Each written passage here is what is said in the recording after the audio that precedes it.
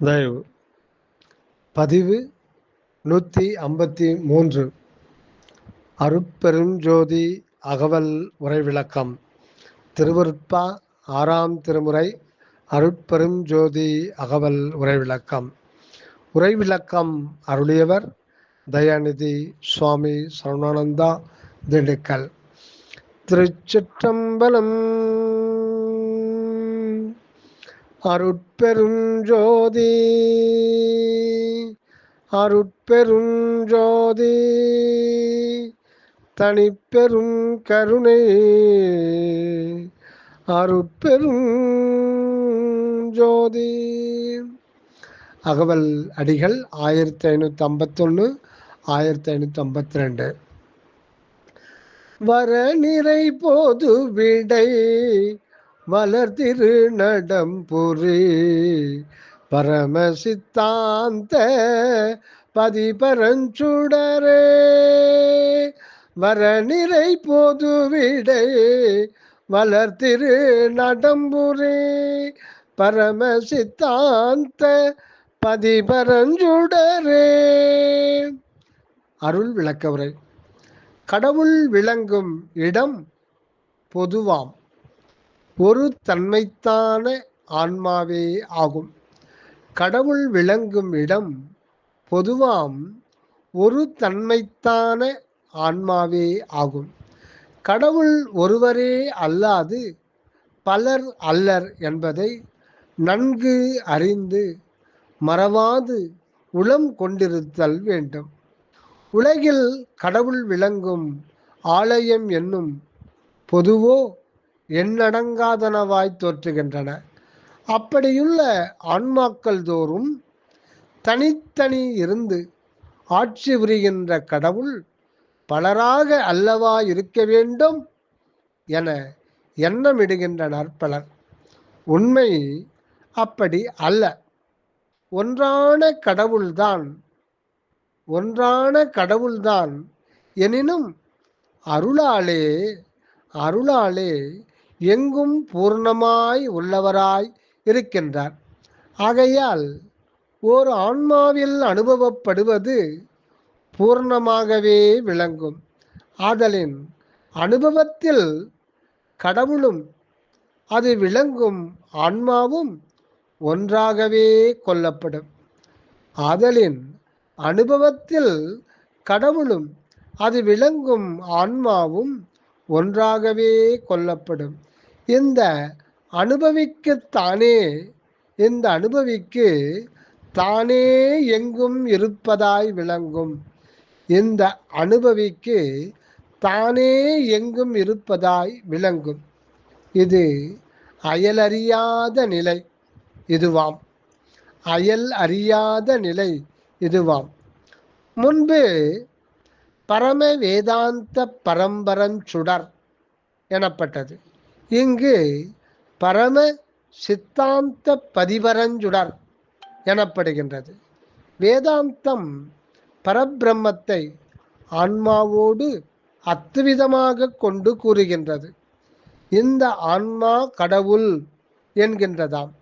இது பாவிக்கப்படுவதே அன்றி, imagination only. இது பாவிக்கப்படுவதே அன்றி அனுபவம் அல்லவாம், நாட் எக்ஸ்பீரியன்ஸ்.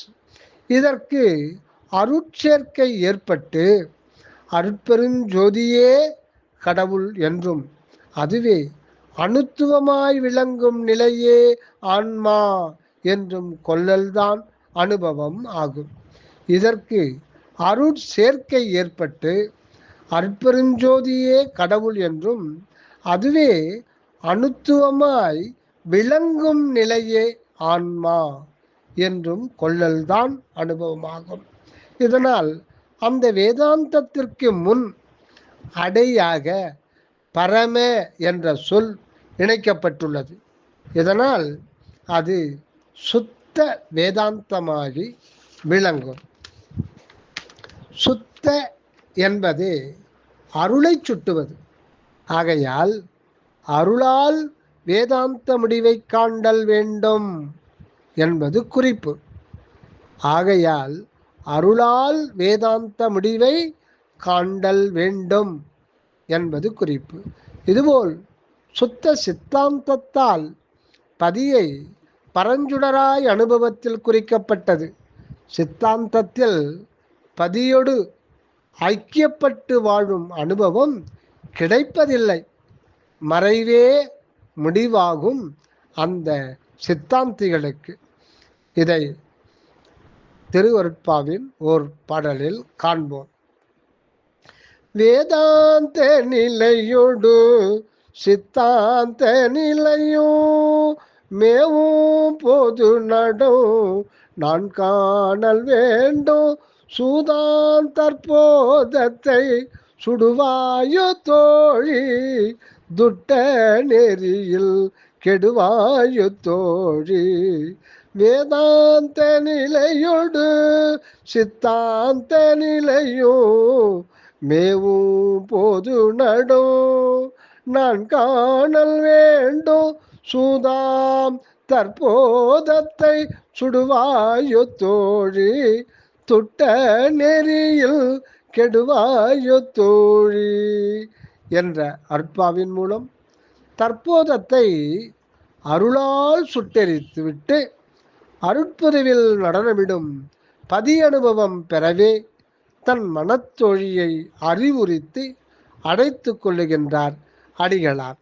இதனால் ஏற்படுவதுதான் வேதாந்த சித்தாந்தங்களின் முடிந்த குறிக்கோளை எய்தி அருளொடு வாழ முடிகின்றதாம். இந்த அருட்பொது வரம் நிறை பொது எனப்பட்டுள்ளது. திருவருளாலே இப்பொது வாழ்வு சித்திப்பது உண்மை. இவன் வருவோரை வருக வருக என வரவேற்று வாழ்க வாழ்க என வரம் அருளி வாழ்விக்கின்றது நம் அருட்பரஞ்சுடர். அடுத்து அகவல் அடிகள் 1553 1554. சமரச சத்திய சபையின் நடம்புரே சமரச சத்திய தற்றுயஞ்சுடரே சமரச சத்திய சபையின் நடம்புரி சமரச சத்திய தற்றுயஞ்சுடரே. உரைவிளக்கம். தற்சுயஞ்சுடர் தனித்த சிறப்பு வாய்ந்த ஒன்றாகிய தான் தோன்றியாய் விளங்கும் ஒளி. அது இயல்பாக சத்சித் மயமாய் விளங்கிக் கொண்டிருக்கும் இறை ஒளியாம் அருட்பெரும் ஜோதியே ஆம். அது அருள் ஒளியே. சத்தியம் என்னும் சத்தாம் ஒளிக்குள்ளே சத்தியம் என்னும் சத்தாம் ஒளிக்குள்ளே அதன் தன்மையாகிய அருள் விளங்குவதாக அருட்பக்குவமுறும் காலத்தே கண்டுகொள்ளப்படுகின்றதாம். சமரசம் சத்தியம் சமரசம் சத்தியம் இவை இரண்டுமே அருளும் ஒளியுமாயிருக்கின்றன. இதன் விளக்கத்தை கருணையும் சிவமும் எனவும் அகிம்சையும் சத்தியம் எனவும் அன்பும் அறிவும் எனவும் பலர் பலவாறாக கொள்ளுகின்றனர். ஒன்றாகிய மக்களினம் அன்பினால் தயவினால் கருணையினால்தான் ஒன்றுபட்டு வாழ வகை செய்யும் பொது நோக்கிற்கு தடையாகிய பொது நோக்கத்திற்கு தடை ஆகிய சமய மத நெறிகள் மக்களினத்தை பிரித்து வைக்கின்றன. எல்லா சமய மதத்தினரும் ஒருமைப்பாடு கொண்டு விளங்க வேண்டுமானால் முதலில் உள்ளத்தில் பரந்த அன்பு அல்லது தயவு தோன்ற வேண்டும். அன்பொழுக்கத்தில் இருந்து சத்விசாரம் மேற்கொண்டால் சத்தியமான உள்ளொளியை, அன்பொழுக்கத்தில் இருந்து சத்விசாரம் மேற்கொண்டால் சத்தியம் ஆன உள் ஒளியை கண்டுகொள்ளலாம். எனவே சமரசம் மக்களை ஒன்றுபடுத்தும் தன்மையாம். திருவருள் அல்லது கடவுள் தயவு ஒன்றுதான் மக்களினத்தை ஒற்றுமையோடு கூடி வாழச் செய்யும். முன்கண்ட சமய மதங்களை கொண்டு சமரச வாழ்வு பெற முயன்று முடியவில்லை. அதுபோல் வேதாந்தம், சித்தாந்தம் முதலிய 6 அந்தங்களையும் வைத்து சமரசம் காண முனைந்தும் அமையவில்லை. பின்னுற்ற உலகியலார் சமரச மனப்பான்மையோடு ஏற்படுத்தின சங்கங்கள், பொது மன்றங்கள் எவற்றாலும் உண்மையான சமரசம் ஏற்படவில்லை. ஆகவே உள்ளத்தில் அருள் நாட்டம் ஏற்பட்டால்தான் சமரசம் காண முடியும். உள்ளத்தில் அருள் நாட்டம் ஏற்பட்டால்தான் சமரசம் காண முடியும் என்பது உண்மை. அந்த அருளே சத்தியமாகவும் கண்டுகொள்ளலாகும். ஆகவே சத்தியம் என்னும் சபையில் சமரச சத்தியமாம் அருட்பெரும் ஜோதியை காண வேண்டும். அதுவே நித்தியமாய் சுயஞ்சுடராய் திகழ்ந்து பொதுமக்கள் சமுதாயம் முழுவதையும் அருள் ஒளியில் மெய் இன்புடன் வாழ்விக்கும். தவமான சத்திய ஞான பொதுவில் துவம் ஆர் துரியம் சொரூபமதாமே என்ற திருமந்திர விளக்கப்படி சத்திய ஞான சபையிலே தற்சுயஞ்சுடராய் அதுநாமாயிருந்து வாழ்வதே பொருளாக கொள்ள வேண்டும், வாழ்வின் குறிக்கோளாக கொள்ள வேண்டும். தயவு அடுத்ததாக அருட்பெருஞ்சோதி. அருட்பெருஞ்சோதி அகவல் வரிகள் 1555 1556. சபையனதுள்ளம் என்ன தானமந்தெனக்கே அபயம் அளித்ததோர் அருட்பெரும் ஜோதி. சபையனதுள்ளம் என்ன தானமந்தெனக்கே அபயம் அளித்ததோர் அருட்பெரும் ஜோதி. உரை விளக்கம். இந்த அருட்பெருஞ்சோதி அகவலின் ஈற்று தலைப்பும் அருட்பெருஞ்சோதியாக வழங்கப்பெற்றுள்ளது. சித்தெல்லாம் வல்ல திறனளித்தனக்கே அத்தன் என்றோங்கும் அருட்பெருஞ்சோதி என்றது வரை, அதாவது 874 அடியில் அருட்பெருஞ்சோதி மகுடம் வழங்கி மேல் வேறு வேறான மகுடங்களுடன் பொழியச் செய்து இங்கிருந்து மறுபடியும் அருட்பெருஞ்சோதி முடிவுடன் அருளி நிறைவேற்றுகின்றார். அகண்ட பேரொளியான அருட்பெருஞ்சோதி எங்கும் பரிபூரணமாயிருந்து கொண்டு யாவுமாய் தோற்றி விளங்குகின்ற போதிலும் எவ்விடத்தும் கண்டுகொள்ளப்படாதிருந்து அருளறிவு பெற்ற மனிதனின் திரு உள்ளத்தில் திருவருளால் தான் கண்டுகொள்ளப்படுகின்றதாம்.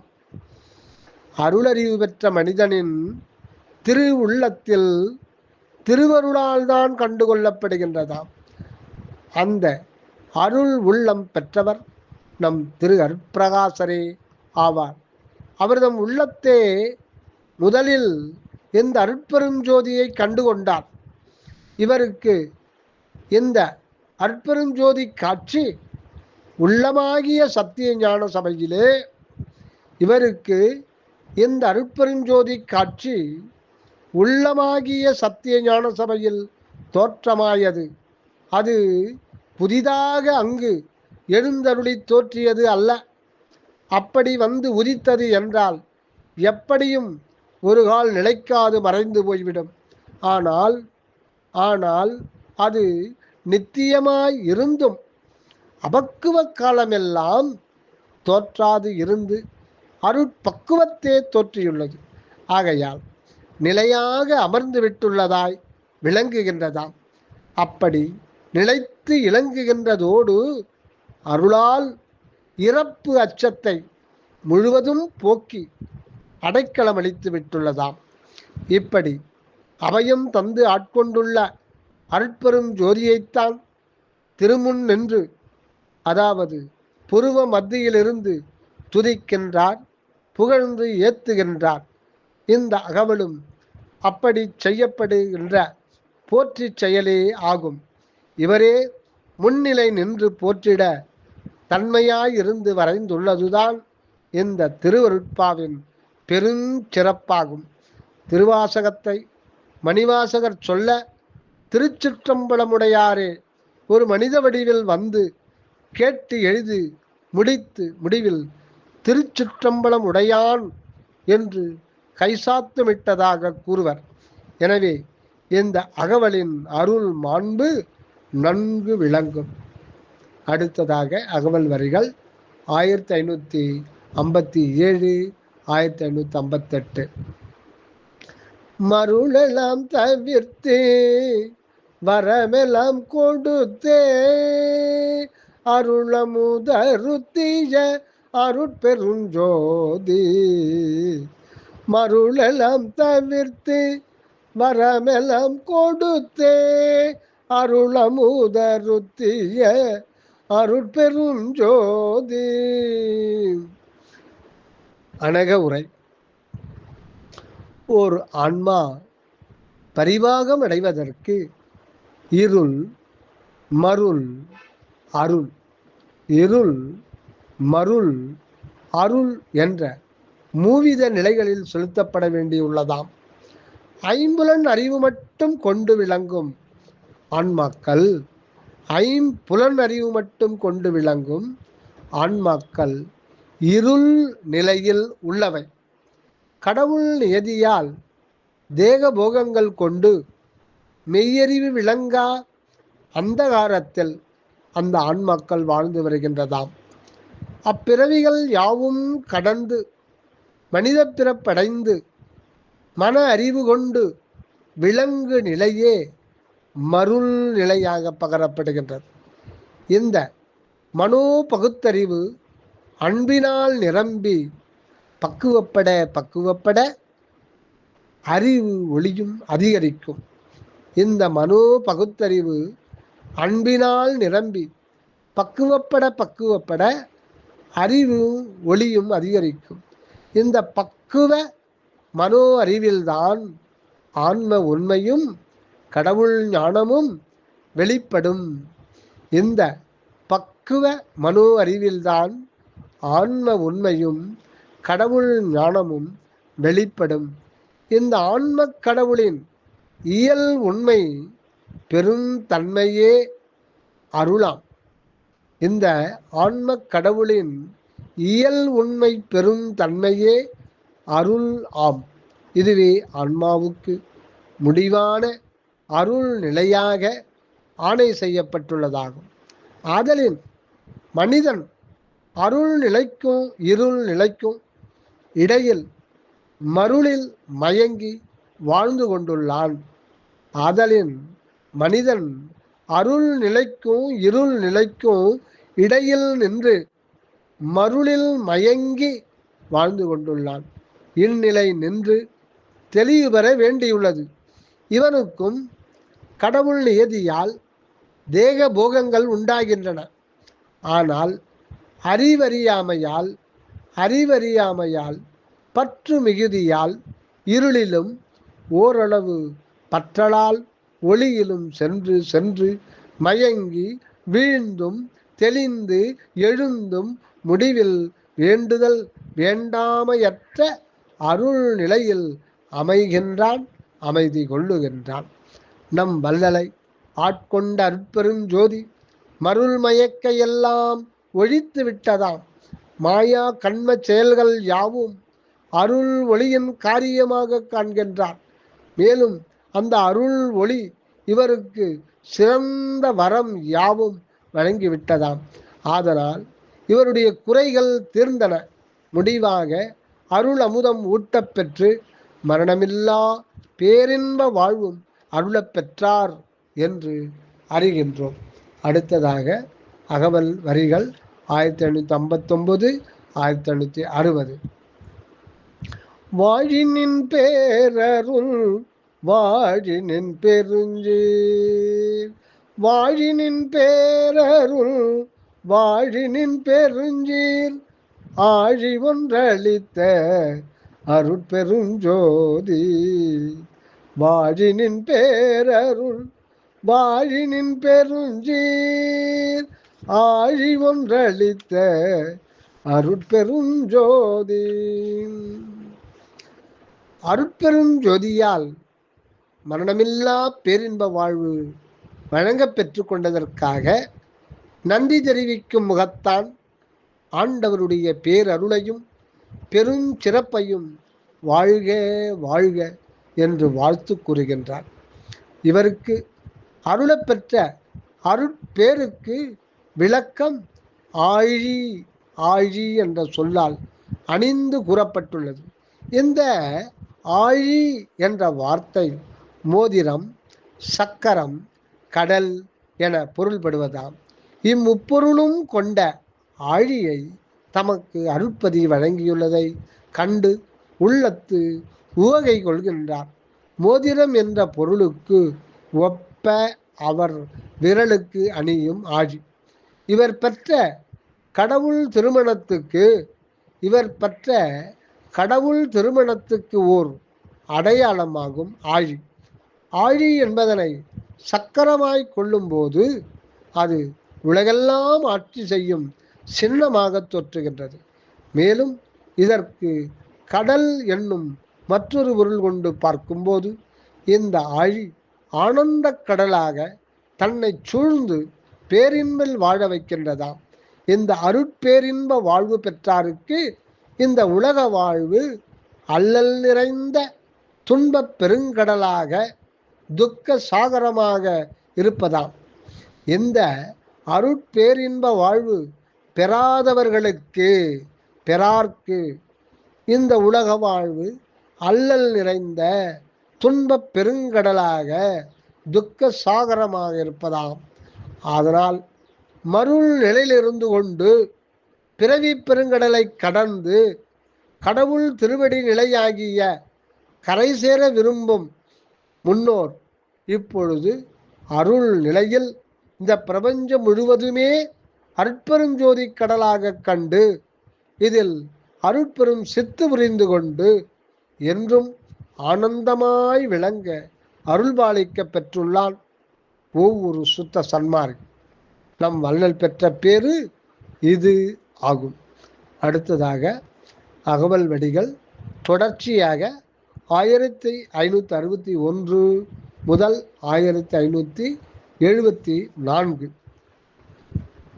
என்னையும் பொருளென எண்ணி என் உள்ளத்தே அன்னையும் அப்பனும் ஆகிவிட்டிருந்து என்னையும் பொருளென எண்ணி என் உள்ளத்தே அன்னையும் அப்பனும் ஆகிவிட்டிருந்து உலகியல் சிறிதோ உளம்பிடியா வகை உலகியல் சிறிதோ உளம்பிடியா வகை அழகில் பேரருளால் அறிவது விளக்கு அழகில் பேரருளால் அறிவது விளக்கு சிறுநெறி செல்லா திறனளித்து அழியாது உருநெறி உணர்ச்சி தந்து ஒளி உற புரிந்து சிறுநெறி செல்லா திறனளித்து அழியாது உருநெறி உணர்ச்சி தந்து ஒளியுற புரிந்து சாகா கல்வியின் தரமெல்லாம் உணர்த்தி சாகா கல்வியின் தரமெல்லாம் உணர்த்தி சாகா வரத்தையும் தந்து மேன்மேலோ சாகா வரத்தையும் தந்து மென்மேலோ அன்பையும் விளைவித்து அருட்பேரொளியால் அன்பையும் விளைவித்து அருட்பேரொளியால்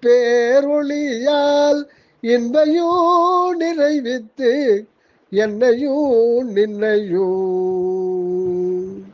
அன்பையும் விளைவித்து அருட்பேரொளியால் இன்பையும் நிறைவித்து என்னையும் நின்னையும் ஓருருவாக்கியான் உண்ணிய படியெல்லாம் சீருறச் செய்துயிர் திறம்பெற அழிய என்னையும் நின்னையும் ஓருருவாக்கி யான் உண்ணிய படியெல்லாம் சீருறச் செய்து உயிர் திறம்பெற அழியா அருளமுதளித்தனை அருள்நிலை ஏற்றினை அருளறிவளித்தனை அருட்பெருஞ்சோதி அழியா அருளமுதளித்தனை அருள்நிலை ஏற்றினை அருளறிவளித்தனை அருட்பெருஞ்சோதி. இது அருட்பெருஞ்சோதியின் அருள் இயல் செயலையும் அதனால் தான் பெற்ற அருட்பெரும் பேறுகளையும் எண்ணி எண்ணி புகழ்ந்த அருட்புகழ்ச்சியின் விரிவுரையாகும். இதனை 14 அடிகளில் விரித்து கூறியுள்ளதாக அறிகின்றோம். அடிக்கு அடி உரைவிளக்கம் கண்டு கூட்டிக் கொள்வாம். 1561 1562. புறத்தில் சிறிதும் எவ்வகையிலும் விலங்கற்கு இல்லாத ஆன்ம சிற்றணு வடிவினாய் இருந்த இந்த சிறியனையும் ஒரு பொருளென மதித்து பொருட்படுத்தி என் உள்ளத்தே பிரியாது வீற்றிருந்து கொண்டு அணுவனை இந்த உலகறிய வருவித்ததற்காக ஓர் அன்னையும் ஓர் அப்பனுமாய் புறத்தே தோற்றி கூடி அடியேற்கு இம்மனித உடல் ஏற்பட உதவினாய். அடுத்ததாக 1563 64. உலகியல் சிறிதும் உளம்பிடியா வகை அழகில் பேரருளால் அறிவது விளக்கி. அப்படி உலகில் தோற்றிய சிறியனுக்கு உலகியலில் சிறிதும் மனம் பதியா வண்ணம் எனது அளப்பரிய திருவருளால் உண்மையை அறியச் செய்தன. அதனால் புலன்கள் இழுத்த இழுப்பினும் மனம் போன போக்கினும் செல்லாது அருட்பெரு நெறியில் செல்ல மனத்திற்கு ஆற்றலும் வழங்கப்பட்டதாம். திருவருளால் நல்ல அறிவு விளங்கிவிட்டது. அறிவு கொண்டு அதற்கு தக வாழ வேண்டுமே. அடுத்ததாக 1565 1566. சிறுநெறி செல்லா திறனளித்தழியாது உருநெறி உணர்ச்சி தந்து ஒளி உற புரிந்து அதற்கும் சிறிய நெறிகளில் பற்றுக்கொண்டு செல்லாது இருக்கவும் ஆற்றல் கொடுத்ததாம். அதன் மேல் மரணமில்லாது வாழும் சரியான மார்க்கத்தை உளத்தில் தெளிவுபடுத்தினார். உளத்தில் உண்மையான அருள் ஒளி விளங்கச் செய்தார். அடுத்ததாக 1867 1868. சாகா கல்வியின் தரமெல உணர்த்தி சாகாவரத்தையும் தந்து மென்மேலும் அருள் அறிவாலே அறிதற்கரிய சாகா கல்வியின் உண்மையை இன்னது என்றும் உணர்த்தினார். முன்னோர் கண்டிருந்த உடலை விட்டு ஆன்மா நிலை உருவதே சாகா கல்வி என்ற கருத்து தவறானது என்பதை தெளிவுபடுத்தி திருவருளாலே அழியாத அகநிலை நின்றே அனக வாழ்வு மேற்கொள்ளலால் சூழ் தேகமும் அழியாத அனக கனக உருவமாகி விளங்கும் என்பதை போதித்தார். அப்படியே அழியாது வாழும் வரத்தையும் நல்கிவிட்டார். வரத்தை அழித்து விட்டால் மட்டும் போதுமா? அழியாமை பெற்று விட்டதால் இந்த உலகில் சலிப்பும் கவலையும் துன்பமும் உண்டானால் அந்த அழியாமையில் வெறுப்பல்லவா உண்டாகிவிடும். அப்படி வாழ்வதும் தவறு என்று அல்லவா நினைக்க நேரும்.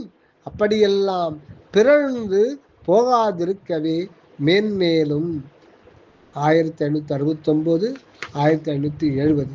அன்பையும் விளைவித்து அருட்பேரொளியால் என்பையும் நிறைவித்து என்னையும் நின்னையும். எனது உளத்தே அன்பை விளைவித்து கொண்டே உள்ளாய். அந்த அன்பின் விளைவால் அக அனுபவத்திலே அருள் ஒளி ஏற்பட்டு அதனால் சதா இன்பம் பெருகிக் கொண்டே உள்ளதாம்.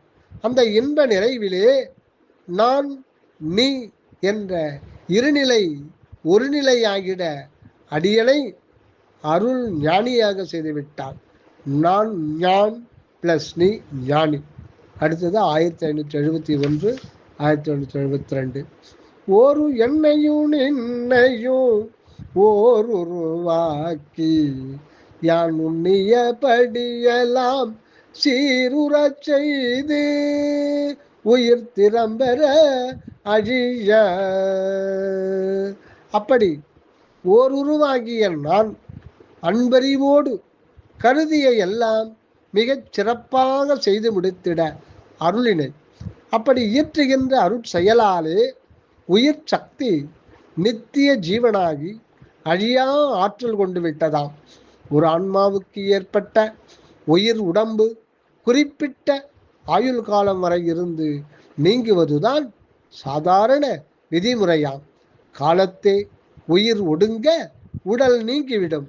ஆனால் அற்பக்குவம் உண்டான போது விதி விலகிவிடுகின்றது.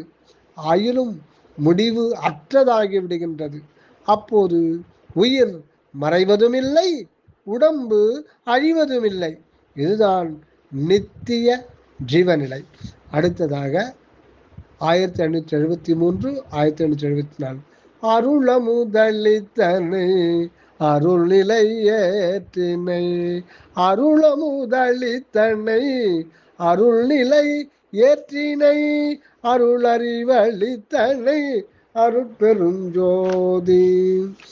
மேற்படி நித்திய வாழ்வு நிலை ஏற்படுவதற்கு அருள் என்னும் அமுதத்தை புகட்டிவிட்டாய். அருள் என்னும் மாற்றமும் மறைவும் இல்லாத பெருநிலைக்கண் ஏற்றி வைத்துள்ளாய்.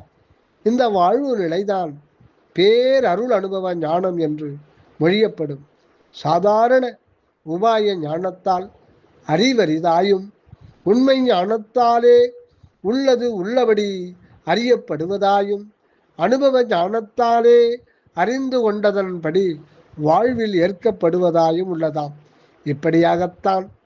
இப்படியாக தானடைந்த அருள் அனுபவங்களையும் பேறுகளையும் அடுக்கடுக்காக கூறி அருட்பெரும் ஜோதியை 14 அடிகளில் புகழ்ந்து மேலே தொடர்கின்றார்.